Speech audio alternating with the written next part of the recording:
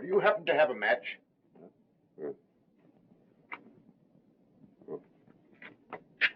Say, where do you come from? This building is closed. Thank you. We'll have you the correct time. It is just 9 o'clock. Oh, thanks very much. Still, I don't understand.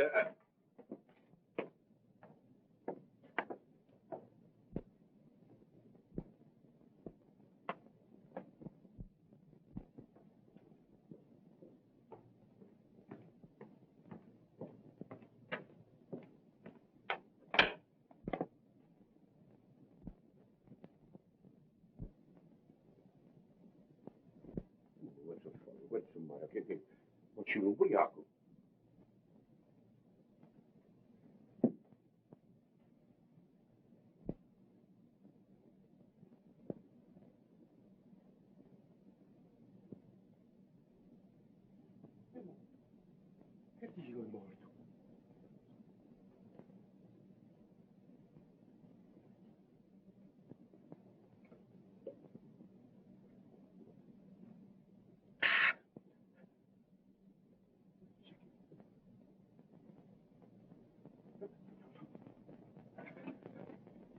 Police! Police!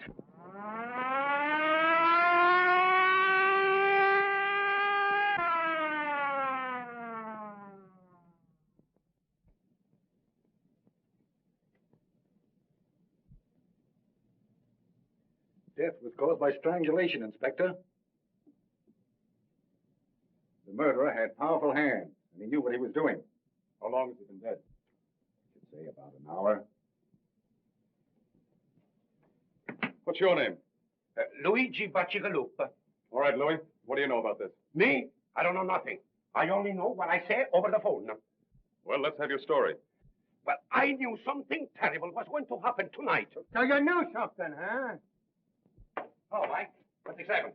Why, there's been a... Oh, yeah. I see.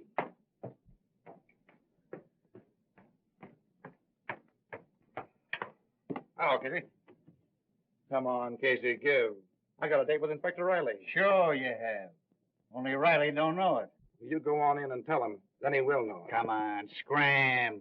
Now, you know Riley always lets me in on a murder. How'd you know this was a murder? Easy. I made a quick checkup on the population of the city and found out we were one short. Yeah? Well, if you don't get out of here, we're going to be two short. Ah, you admit it. I'd be victim number 2, so who was number 1?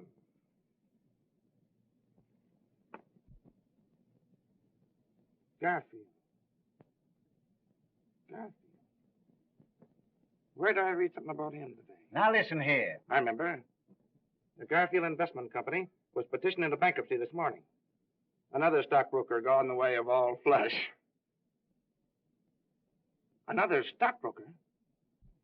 Say, Casey, run in and tell Riley I gotta see him. I got a clue. But Come on now, Casey, come on. Right. I'm sorry, sir, but that Burton guy from the Chronicle is outside. You mean inside? Now listen. All right, Casey. All right, boy. What are you doing here, Burton? Well, you know I always tag along with you on all your unsolved murders. I just thought I'd come along to see that you didn't break the record. Is that so? Well, don't break anything on this story till I tell you to, or there'll be trouble. Ah, you know me. All right, Casey.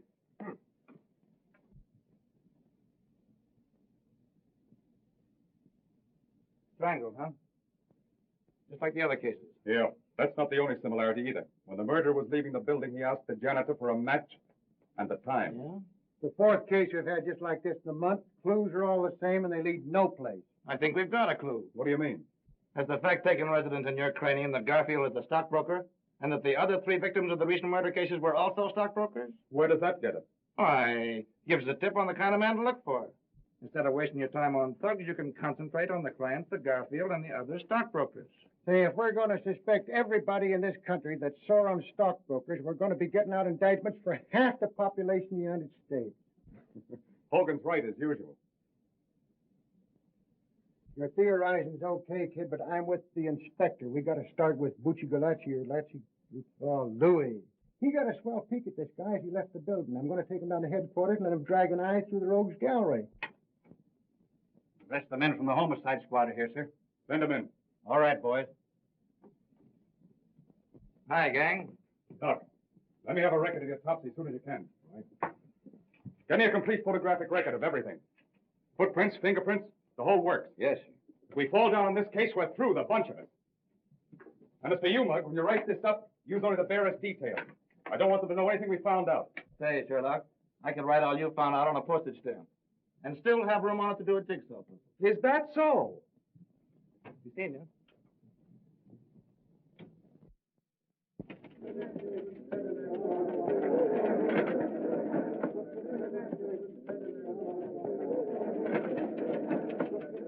And that the opening of the opera season was a brilliant success is shown by the number of socially and financially prominent people who attended. The beautiful Mrs. Leland Grace Switzer lent a charming present and was attired in a severe white evening gown covered by an ermine wrap. The lovely Miss Myrtle Hempstead was there also, and she wore a gown... Running pants, football cleats, and a spray of rhubarb. And a good time was had by all, because that worthless reporter from the Chronicle favored the gathering by his absence. As to what he was wearing, he was just wearing on everyone. How many times have I asked you not to spoil my record? About as many times I've asked you to marry me. Only up and up, Jerry. How about it? We get a place and raise some chickens? What do you say? Huh? Oh, Jack, I have so much to do. Go away. There you are. Marry me and I'll do all your work for it. I overheard the city editor say this morning that as far as your work was concerned, well, you better snap into it. Oh, yeah? For you, Miss Crane. Thanks.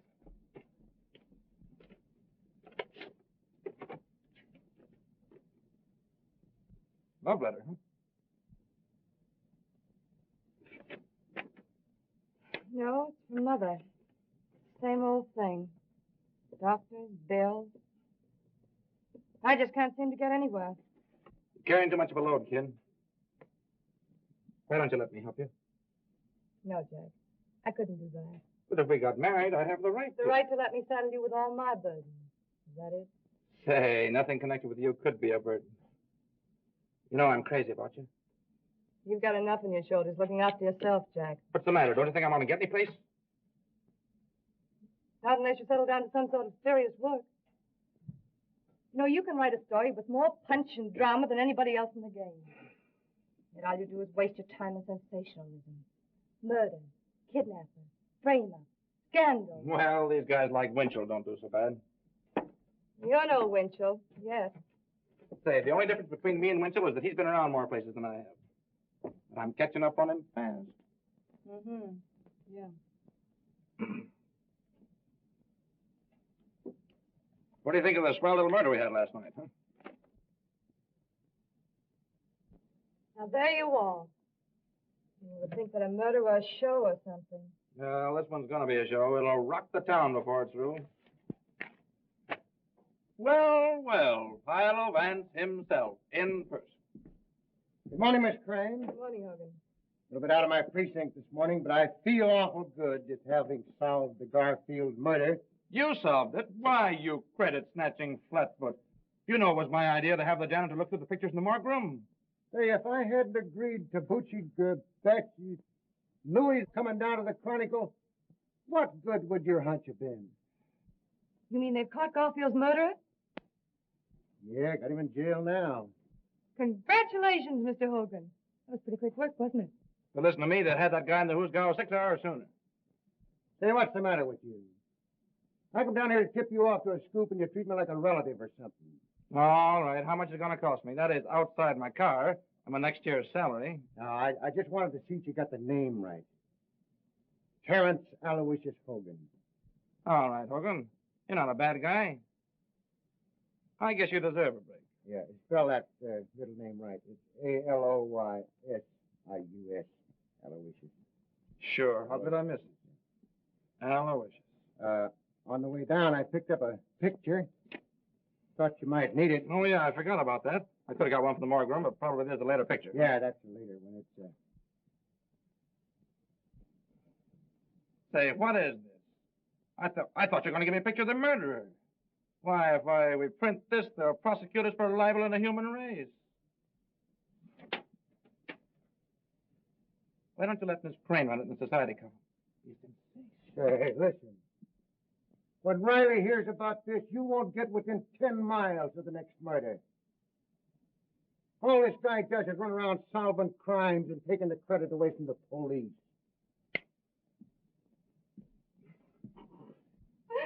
Poor Hogan. He means well, but he just ain't bright. Say, kid, what do you know about this big shot Breen, anyway? You mean Jerome Breen? Yeah, that's the baby. He's been giving the socialites an awful play lately. More on your line than mine. Well, I haven't got time to look him up in the files just now. Let me see. He came to town about 2 years ago. Mm-hmm. Bought the Tucker estate. Mm. Everybody likes him. He's given thousands of dollars to charity and all that sort of thing. Boy, what a yarn for the front page this'll make. What's Breen been doing to get himself on the front page? Oh, he's the guy that killed Garfield and a few others, probably. Jack, that's ridiculous. Jerome Breen isn't the sort of man who would murder anyone. No? Well, Louis, the janitor, possibly identified him as the man who was prowling around the building the night Garfield was strangled. Have you seen Mr. Breen? What does he say? Sure, I was with the squad when they picked him up. Naturally denies it, they always do. Jack, I think it's terrible to arrest a prominent man like Mr. Breen on so little evidence. Yeah? Well, we're going to have a whole lot more evidence before we get through. Now I see it.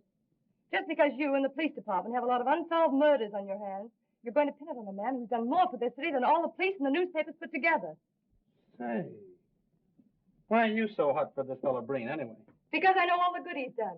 His donation to charity, orphanages, hospitals.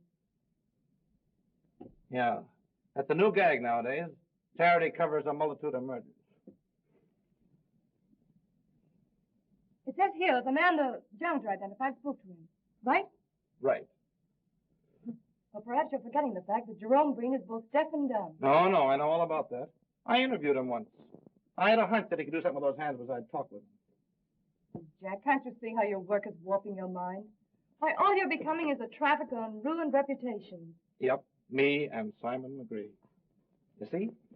It all comes back to what I said in the first place. We're always arguing. We can never agree on anything. The only thing for us to do is to get married. With your cruel attitude towards people, I wouldn't marry you if you were the last man in the world. Baby, if I were the last man in the world, I'll say you wouldn't marry me. You'd be run over in the stampede. Why, you...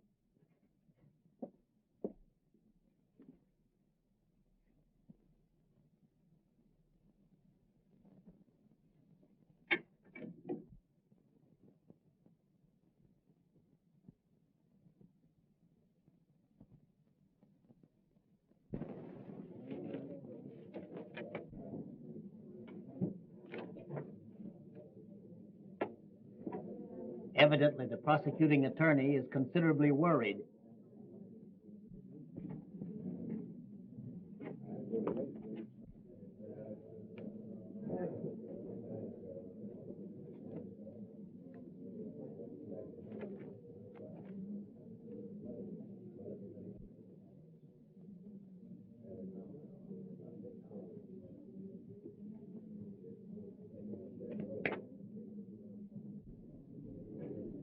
Mr. Breen says that if the prosecuting attorney has any hopes of winning the case, he should be worried.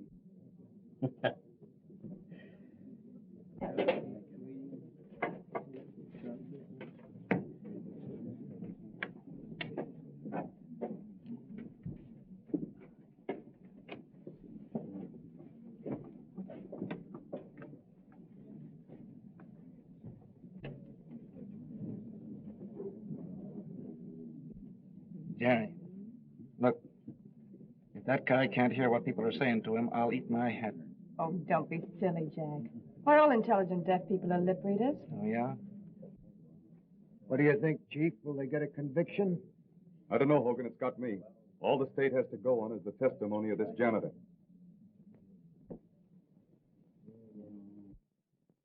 And every woman in town believes he's innocent.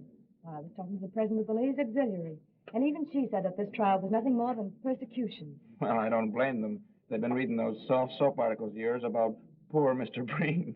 But what about your stories? Calling him the Sphinx and everything. Well, Here, the Supreme Court of New York now in session. The Honorable George Warren, Judge, presiding. Be seated. Continue. And when I have found the body, I call for the police. If you were to see this man again, would you recognize him? Sure. I have seen him again. You have? Where? Right in this place. Order. Will you point him out to us, Luigi? Sure. That's him, down there.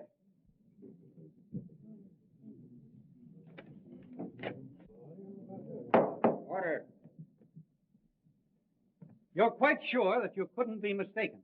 Sure. I saw him with my own eyes, and I heard him with my own ears.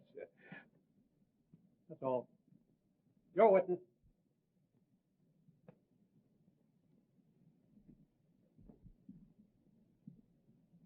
Mr. Bacigalupi, have you ever had hallucinations? Come again? Order. I mean, do you ever imagine that you hear things or see things? Your Honor, I object. Objection sustained.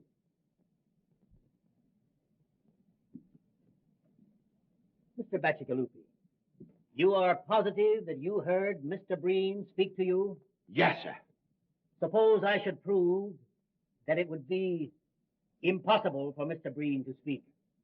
Was you there? Order. What would you say if I tell you that we're going to prove that Mr. Breen is deaf and dumb? I say you were a screwy. Order.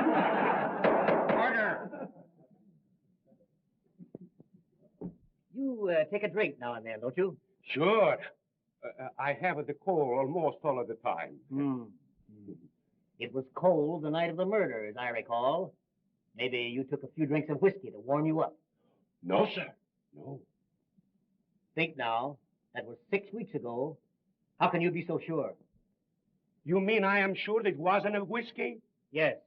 I never took a drink of whiskey in all my life. What? It was a gin. Order. That'll be all. Yeah. Your witness, Mr. Prosecutor. Is that all with this witness? No more questions. You are excused. Huh? Thank you. Mr. Breen, can you tell us where you were on the night of the murder? Mr. Breen says that he was at home, in bed. Now, Mr. Breen, can you tell us of anybody who saw you at home on the evening in question?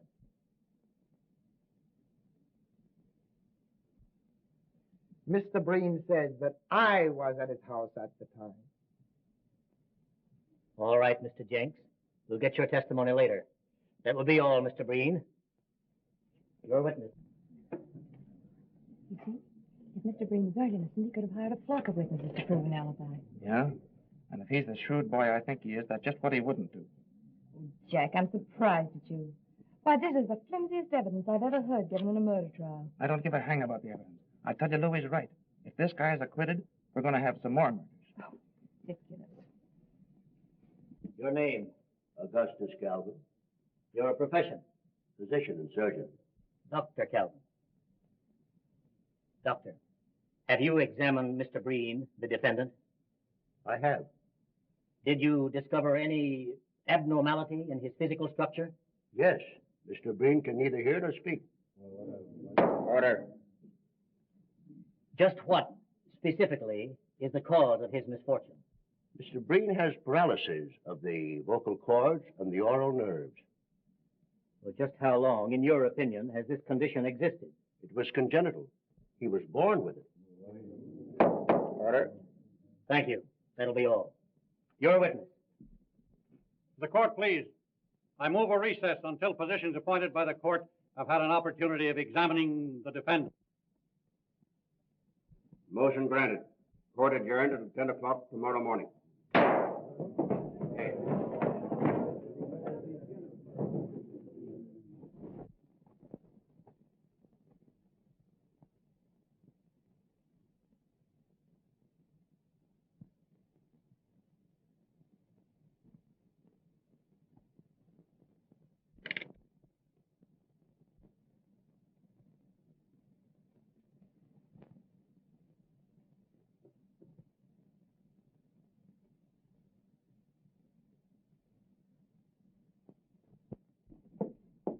Hello, Jack.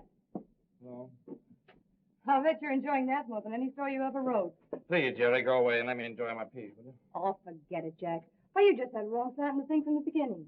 Wrong slant, huh? Say, it would take more than the decision of 12 dumb clucks to make me change my opinion. I suppose all we gotta do now is to sit back, wait for some new murders, and cheer. Oh, don't be silly. Hey, I'll be through this in a minute. How about tying on the old feed bag? I'm sorry, I have an engagement. Yeah? Who's the lucky guy? You're a very, very dear friend of yours. All right, who is it? Mr. Jerome Breen. Jerome Breen. Mm-hmm. Mr. Breen dropped me a note thanking me for my kindness in the articles I wrote about him during the trial. Invited me to his home. Jerry, you're not really going up that fellow's house. Why, of course I am. I talked to the boss about it, and he's going to pay me extra money for a series of articles on Breen. Listen, baby, honey, listen. I know there's something screwy about that guy. Why, the idea of you being alone with him would drive me crazy. Jack, pull yourself together. Why, everyone you see lately is a boogeyman. This criminal court assignment of yours must be getting on your nerves. Jerry, if you go up to that man's house, I'll... That'll be swell. Only don't make it a habit.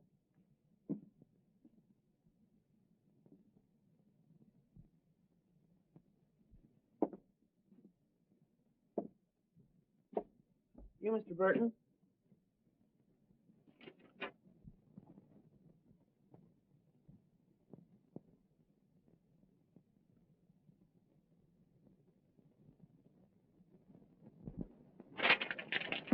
All right, son. Say, Mr. Burton, there's a question I've been wanting to ask you for a long time. Go ahead, shoot. I know all the answers except the right one. Well, you see, I sort of been wanting to become a great reporter, and I'd like to know how to begin. Well, son, when you find out how to begin to be a great reporter, let me know. And I'll start with you.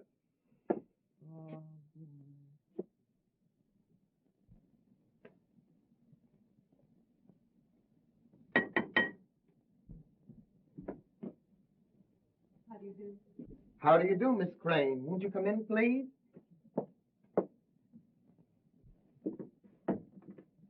If you please.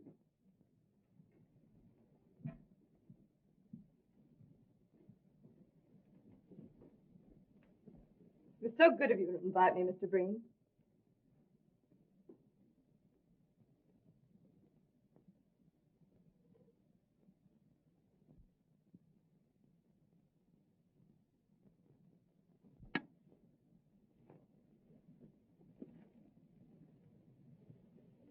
Lovely house you have here.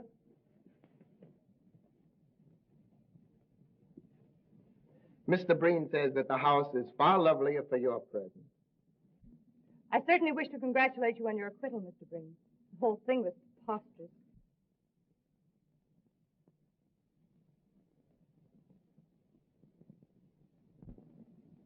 Mr. Breen says that your articles in the Chronicle were more effective than anything else in showing how preposterous the accusation really was. My. If these compliments continue, I'm sure I'm going to be so conceited I won't be able to write a good interview.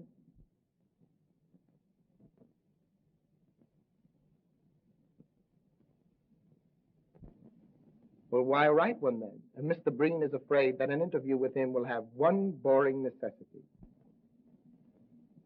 I don't understand.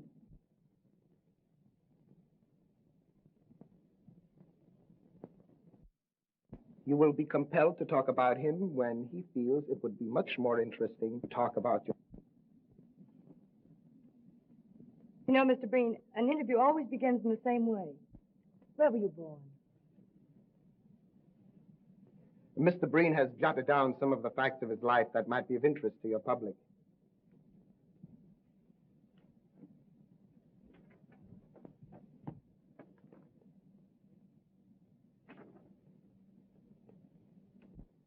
You may use the material in any way you see fit. Why, this is splendid. It'll be a very good beginning for the series of articles I have in mind. Mr. Breen says, and now you have no alternative except to talk about yourself. And now, Miss Crane, if you will pardon me, I shall make the tea. I do hope Mr. Breen isn't bored.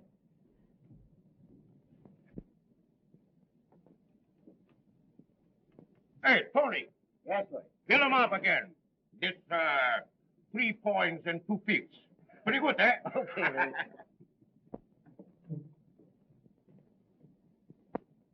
There you are, Ah, thank you. Hello, Louis. Hello, Mr. Burton. Well, when'd you give up drinking gin? Me first drink the wine, then the prohibition she comes, and me and all the good American citizens drink the gin. Then the law, he says, we must drink the beer. So me, Luigi Bacigalupe, drink the beer. Have one on me, huh? No, thanks. I'm not drinking. Kind of worried. What are you worried about? I am worried too. What you got to be worried about? I am worried how I am going to get out of here. What do you mean? See, it's like this. I eat the pretzels, then I get thirsty. I drink a glass of the beer, and when the glass of the beer goes down, I get hungry again, then I eat the pretzels, and I wonder, worry, what is going to be the end. Yeah, that's tough, all right. Hey, listen, Louis. Yeah, Are you dead sure it was Breen you were talking to the night of the Garfield murder? that's what I say in court, isn't it? Yeah, I know, old man, but nobody seems to believe you. Now, after all, you were drinking pretty heavily that night, weren't you? You might have been mistaken, huh? Say, Luigi Bacigalupe only make one mistake in his life, and I married her. All right, now cut out the Second Avenue comedy stuff, will you? And listen to me. Maybe you did have one drink too many, huh?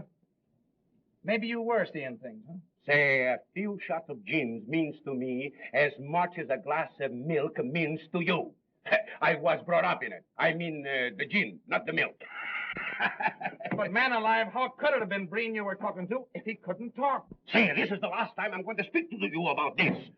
I know what is what, and I know what is what not.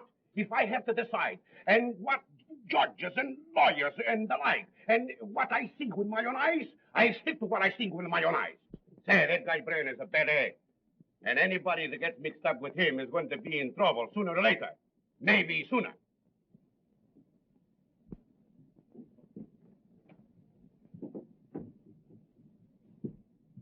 I don't believe Mr. Breen was expecting you, Mr. Werner. Well, I've got to see him. I'll wait. All right? But you must meet Mother sometime, Mr. Breen. I know you'd like her.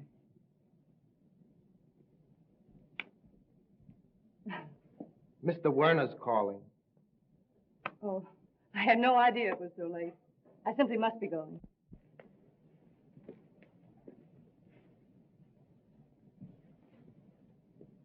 Mr. Breen says he hopes you will come often. He is very lonely.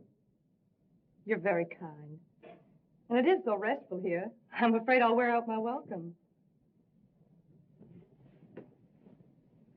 Thank you. Goodbye.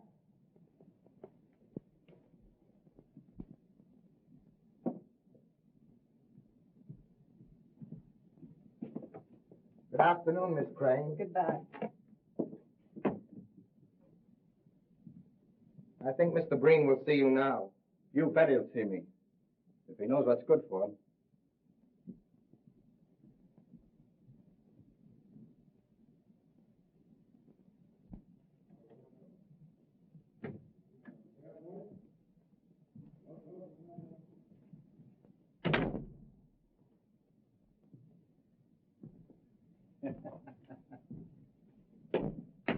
Oh, boys.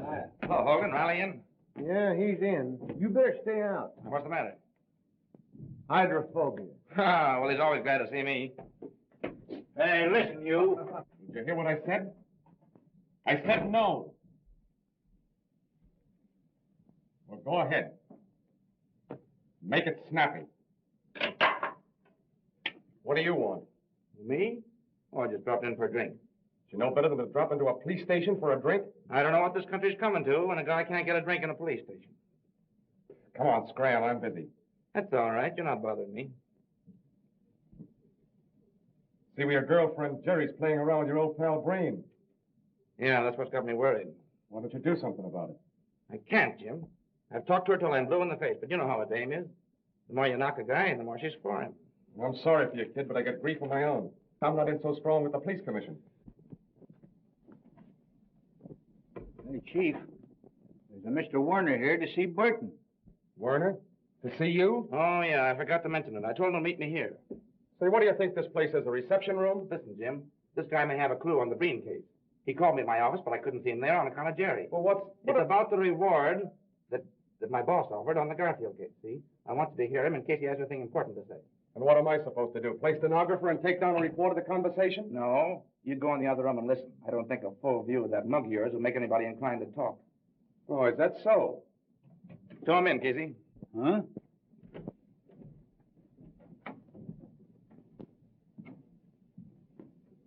Hello, Mr. Warner. All right. Have a seat.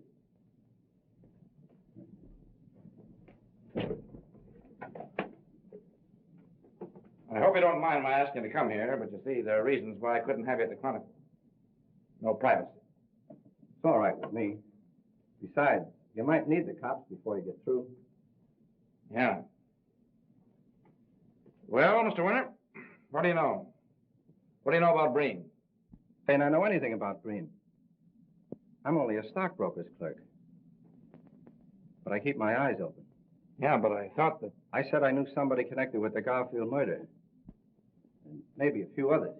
Well, as I told you over the phone, if you give us the right tip, there's $5,000 in it for you.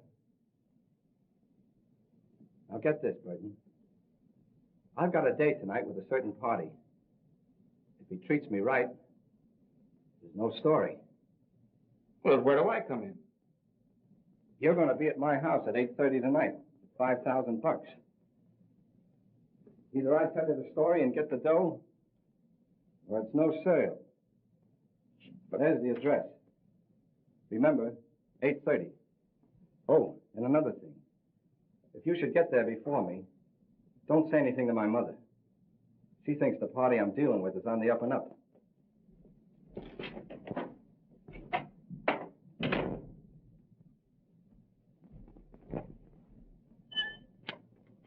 Well?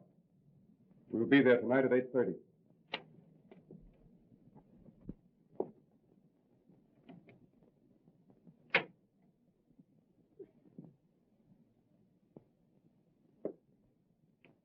Well, Mr. Breen, I didn't know Dave was expecting you.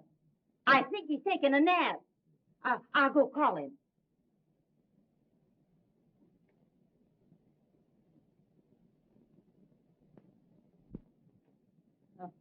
Yes, upstairs.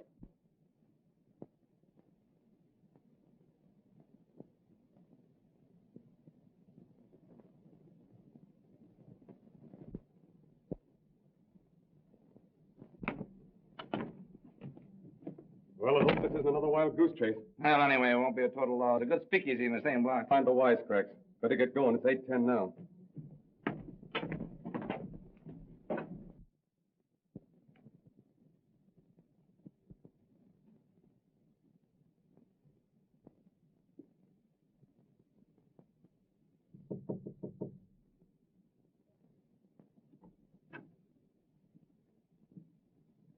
Mrs. Werner, do you happen to have the correct time?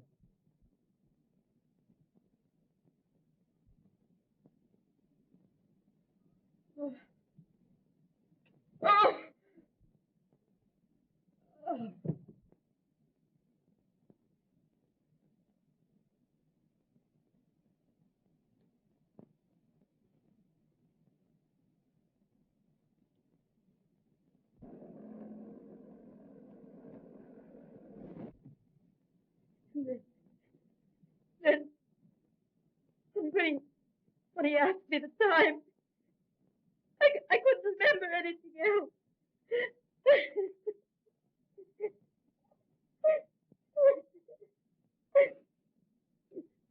Oh, let me go up to him. No, you mustn't do that, Miss Werner. Please.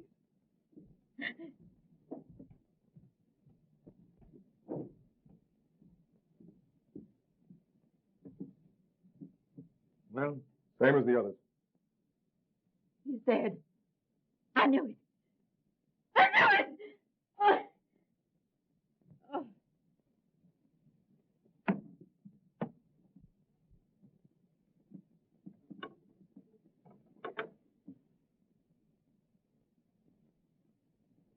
What are we going to do?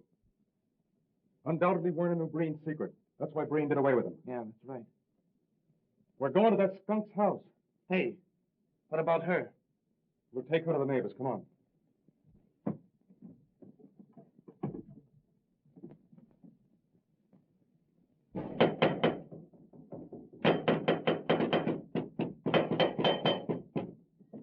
Breen. Why, he... All right.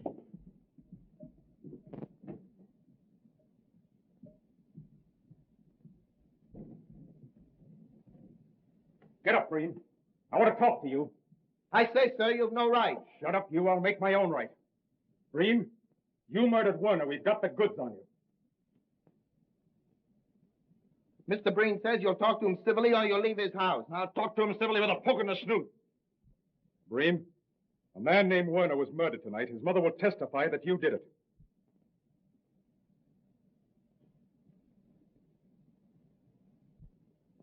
Mr. Breen says, why don't you arrest them again and make yourselves the laughing stocks you were in the Garfield case? Why, you... If you're innocent, how do you explain the people who will identify you as the man on the scene of the crime?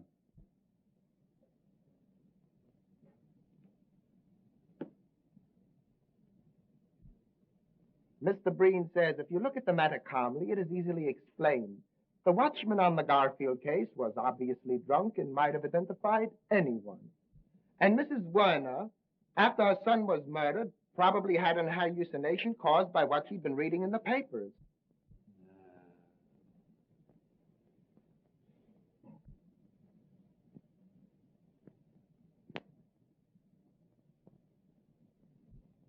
Mr. Breen is very sorry to hear of young Werner's death. He liked the boy immensely, and he will do all he can in order to help to bring the murderer to justice. Thanks. Breen, where were you tonight at 8:30? Mr. Breen has had a very bad cold. He lay down at 6 o'clock and slept until the gentleman wakened him. Uh-huh.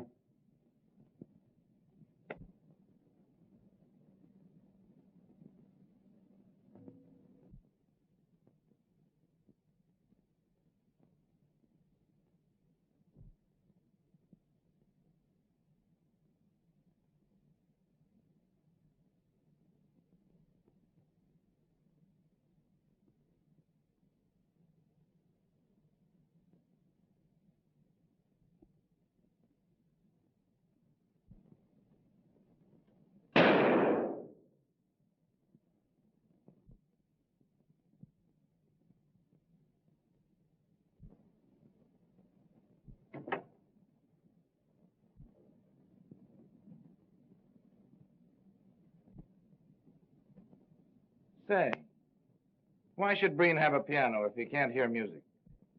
Mr. Breen has the piano for the enjoyment of his guests. Oh, yeah.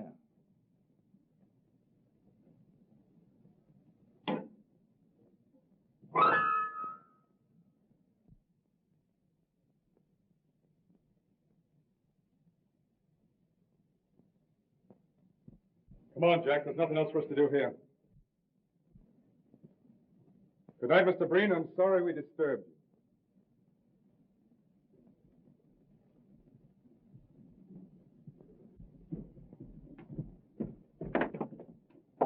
Good night, gentlemen.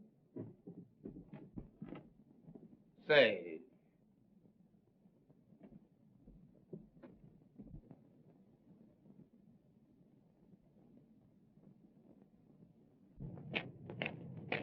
what do you make of it, Jim? I'd like to know how he could hear that piano when I couldn't get a tumble out of him firing off a gun. What makes you think he could hear me at the piano? I was watching him. He heard you all right. Where does that get us? It gives me an idea. I'm going to sleep on it, and if I feel the same way in the morning, I'm going to the squad over here for a showdown. Yeah, but Chief. See me at my office at 9 o'clock in the morning. Well, listen, can't you give me a tip of some kind? Don't want to discuss it. That's all I've got to say. Well, now, listen, you know, I've been...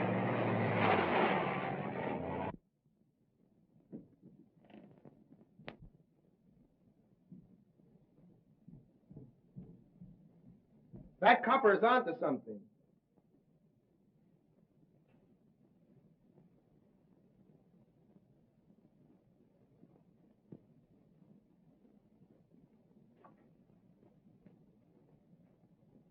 I also found out that reporter guy is sweet on the crane dame. If you don't look out, you're going to spoil a swell racket just on account of a skirt.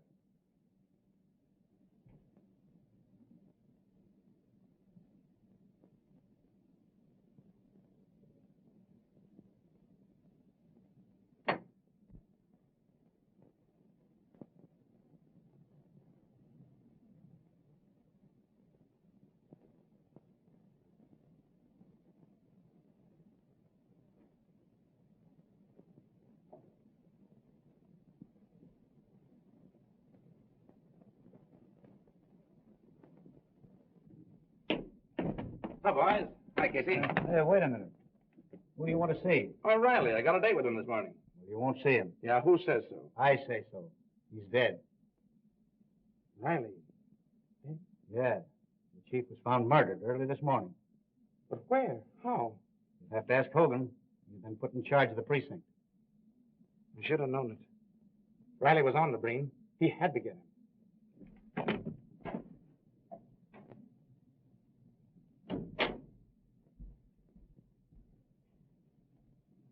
Hogan, how did it happen? Tell me about it. Riley's wife found him in bed, 7 o'clock. Strangled like the other guys. How could the murderer get to him? Easy.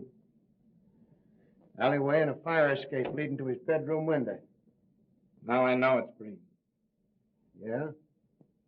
What are you going to do about it? Can't get anything on him.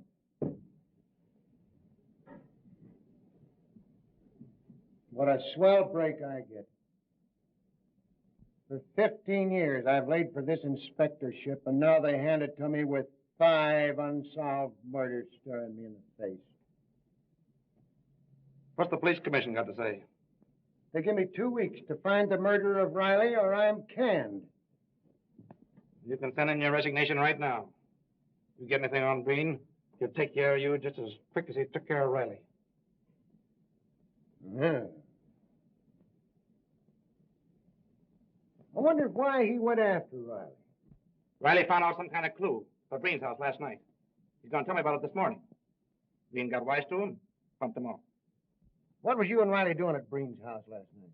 We went up there on the Werner murder. Couldn't get to first base. And what's the lowdown on that Warner case? I was somewhere else. He got Werner for the same reason. Werner got wise to his secret. I tell you, that guy Breen's a maniac. He'll kill anybody who finds out about him. I wonder who else might stumble onto that guy's secret. We might just as well tip him off to stay away.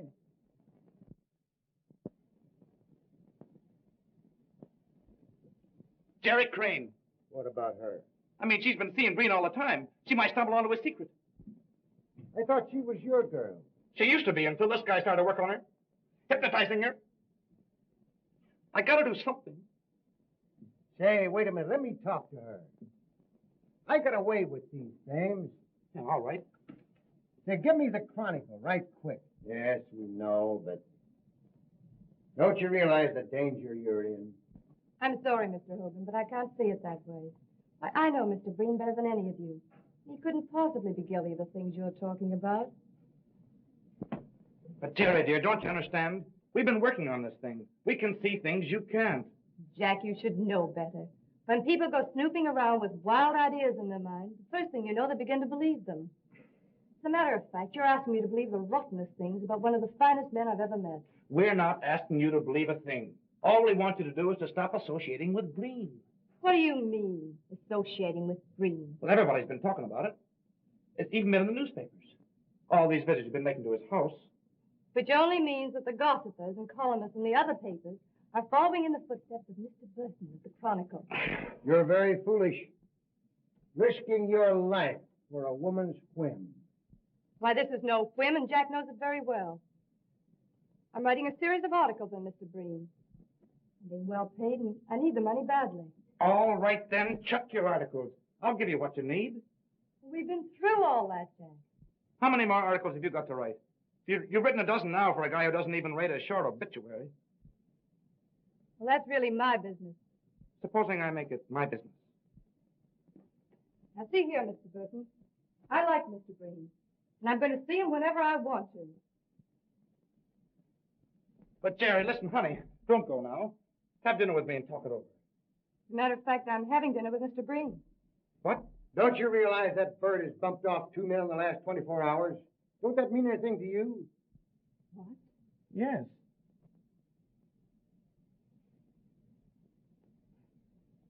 No more than it would to Jack or any other reporter covering an assignment.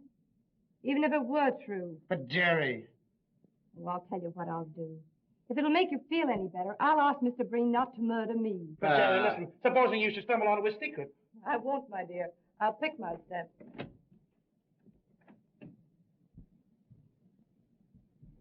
Hogan, I don't care what she says. She's liable to go up to the house tonight and never be heard of again. Send Casey in here. We've got to do something. Calm down now and let me handle this, will you? You want me, Chief? Yeah, I want you and Sullivan to watch that Breen house. Jerry Crane's going over there tonight. If anything suspicious happens, telephone me here. Oh, thanks, Hogan. You're a pal. I'll go along with the boys and help them cover the house. Yeah, and I'm going to get into a jam over this. Against the commissioner's order to have anybody watching us is suspected of a felony. Felony? Say, what do you think this is, a picnic? I don't like dames. I never did like dames. I'm going to get canned for protecting one when I ought to be giving her a good swift kick in the slacks. You're right, Chief.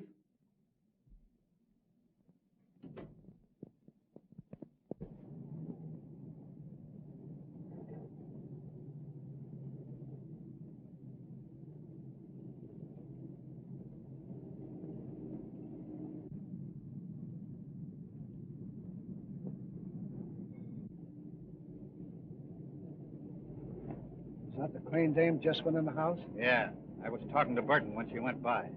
Just our luck. She's a good-looking dame. We're liable to have to wait here for hours. Well, it's Hogan's orders. We better keep circling the block.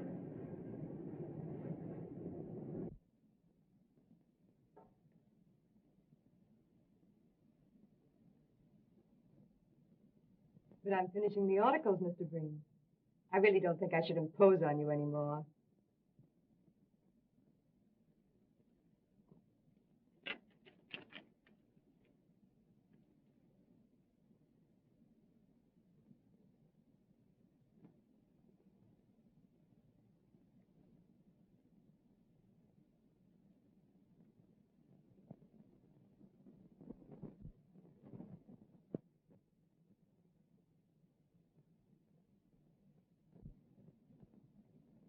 I can't see any reason why I should stop coming up here. You seem like an old friend whom I've known for years.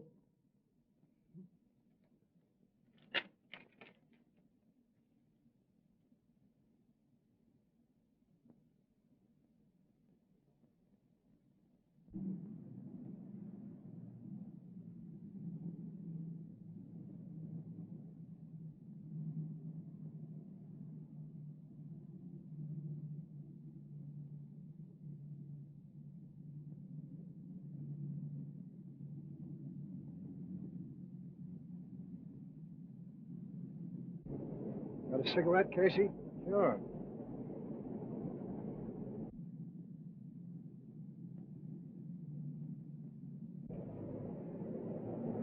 Better walk on. I got a hunch that guy spotted us. Well, so long. So long.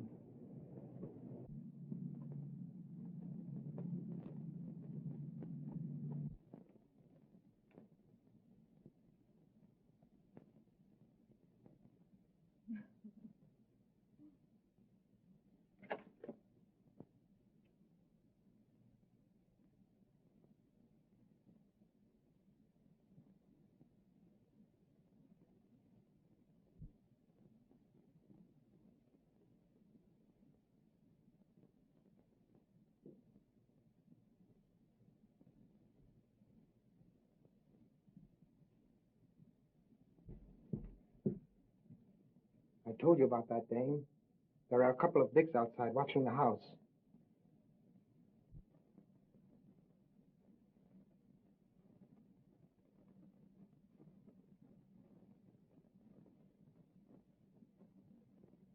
I told you.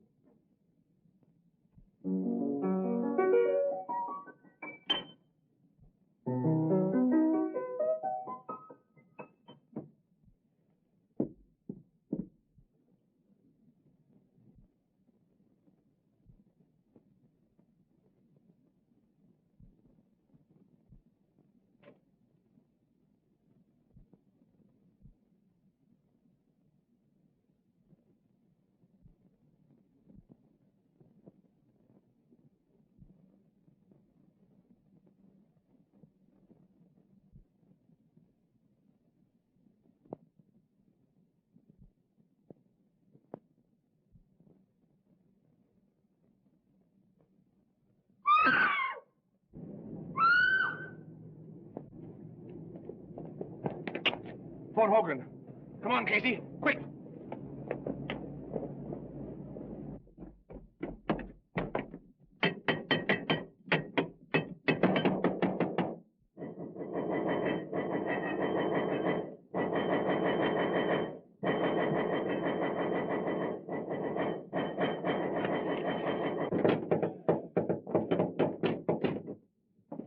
Gentlemen. Get in there.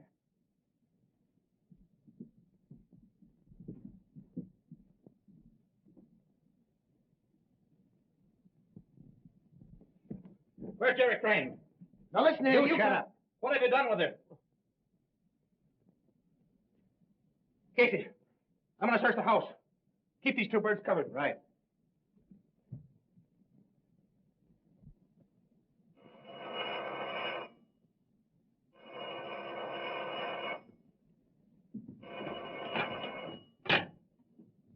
Hello? Hello? Yeah, Hogan? I'll have the squad right there. Get on your way, boys. Get on your toes. We're leaving. We're on our way.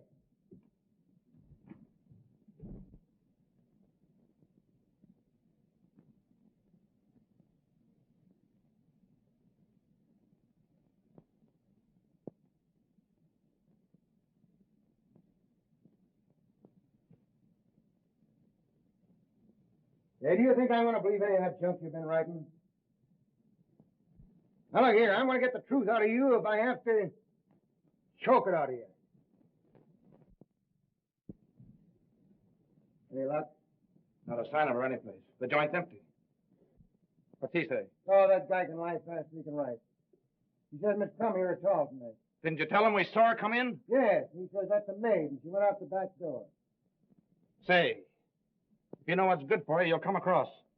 The minute I find out anything's happened to that girl, you'll be on the business end of a bullet.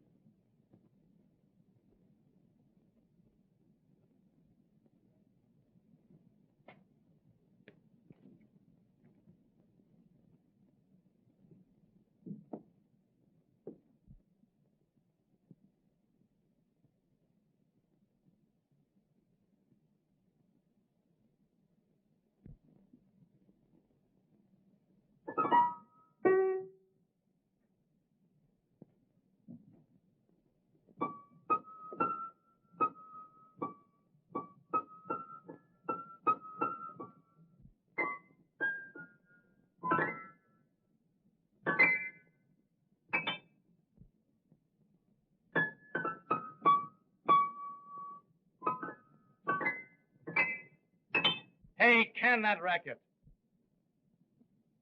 You just ain't got no ear for music. Besides, I think a lot better when I play. Yeah? Say, I got a hunch I've got the secret of this mystery right at my fingertips. I tell you, Jerry's right here in this house. Yeah, that's right.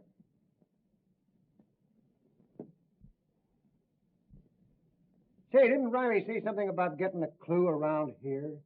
Yeah, he said something about Breen being able to hear the piano. Yeah.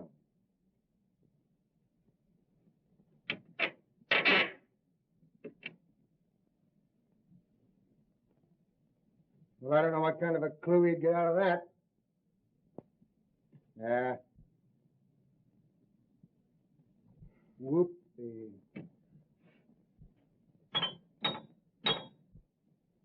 Look!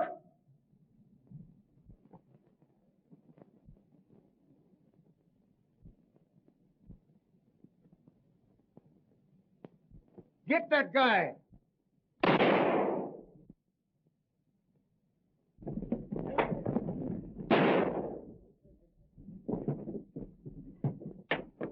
Jerry, Take it easy. you all right? I'm just a bit shaky.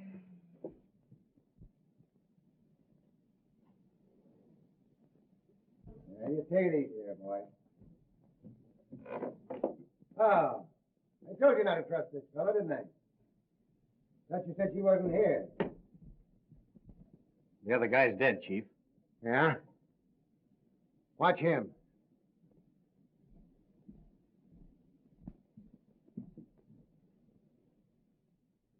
Well.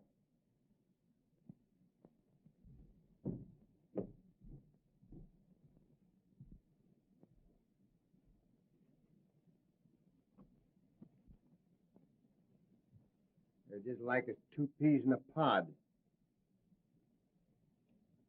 They can't both be deaf and dumb. I wonder which one of them we plugged. Hey, can you talk or can't you? Now, I'm going to tell you right now, I won't believe a word you say. All right, gentlemen. I'm ready to talk. It's my duty to tell you that anything you might say will be used against you. Nothing will ever be used against me. No? Well, begin and don't talk so much. Well, we're waiting. The mystery of the Sphinx, as you gentlemen of the press have done me the honor of calling me, should now be really quite obvious. Whenever I found it necessary to remove an obstacle, it was quite simple to establish a perfect alibi. My twin brother temporarily assumed my identity, and he being a real deaf mute, well, of course, would naturally discredit any witnesses who might testify that he had spoken to them. How successfully my little scheme worked could be attested to by the police departments of other cities beside your own. My only oversight was my inability to foresee an inspector with a talent for the piano.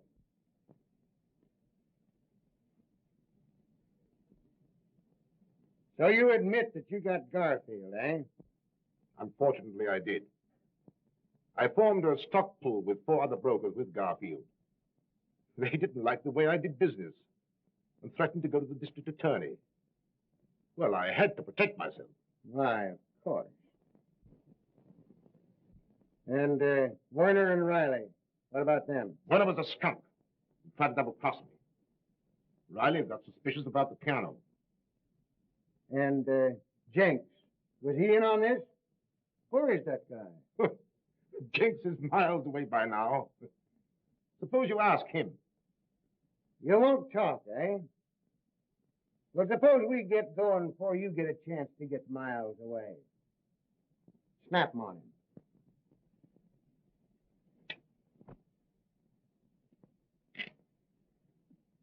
All right.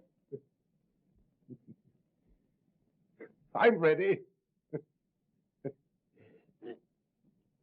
No.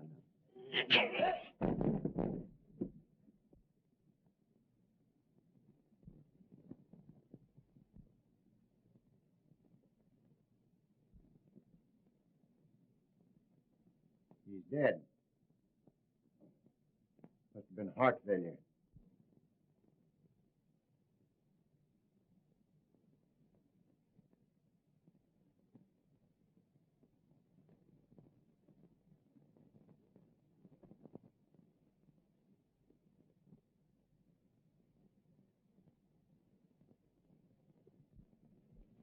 There you are.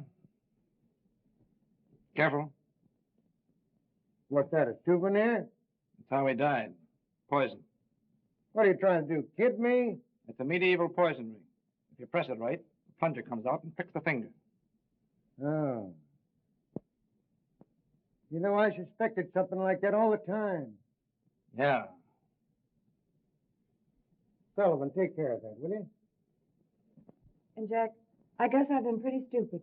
Well, I'll let it go this time, but from now on, I'm wearing the brains in this family. This family? Well, aren't you working a little fast? You bet I am. We're getting married. I'm going to raise chickens. You're going to raise... How about it, Mama? All right, boys, I'll see you pretty quick. You take care of it. Oh, excuse me. All right, all right. Well, Inspector, I guess you keep your job after all, huh? Yeah. I'll keep the job. And you all laugh when I sit down at the piano.